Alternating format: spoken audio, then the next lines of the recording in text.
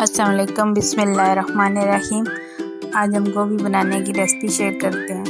पहले तेल डालो, फिर 2 प्याज मीडियम साइज में बारीक काट के वो डालो। प्याज भी इस तेल में डाल के फ्राई करें, ज़्यादा नहीं फ्राई करना कि जल ना जाए। फिर अदरक लहसुन का पेस्ट बनाओ, फिर वो डालो। फिर टमाटर काट के 2 टमाटर काट के बारीक वो डालो। नमक मिर्ची सारा कुछ डाल के चंगी तरह भूनने लग के फिर सही तरह पहला नमक डालो,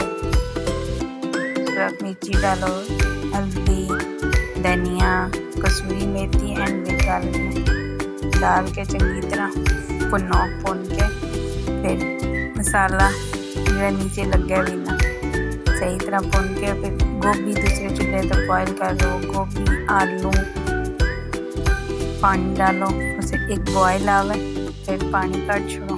फिर ये मसाले भी जो है उसकी गोभी की डालो, डाल के थोड़ा सा गोभी की भुनो।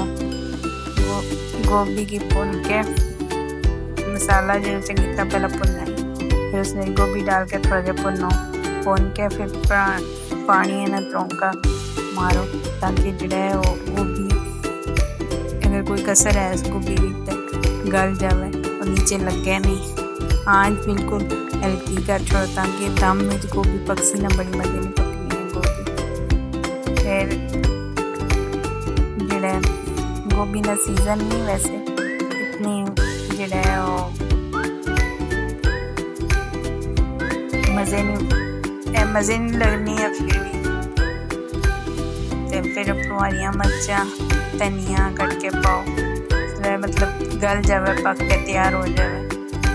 फिर ज़ीरा गरम मसाला डालो, फिर ज़ीरा भुन के तवे भुन के वो रखे हुए पीस के वो डालो। रजा अच्छा लगना है। चला देख लो कि किसी चीज़ें नहीं तो चेक कर लो, कोई चीज़ कमी है तो डाल लो, नमक वगैरह नहीं तो फिर गोभी माशाल्लाह मज़े नहीं बनी। हरा धनिया हरिया मिर्चा सब एंड विच पानी अच्छियाँ लगी। गोभी तैयार है।